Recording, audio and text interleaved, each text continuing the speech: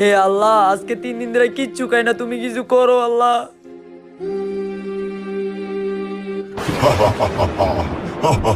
আকা দেখছো আল্লাহ থেকে খাবার চাইতেছে। এই নে, এই রুটিটা নিয়ে ওকে দিয়ে আস, আর বলবি শয়তান বাড়াইছে। ঠিক আছে আকা।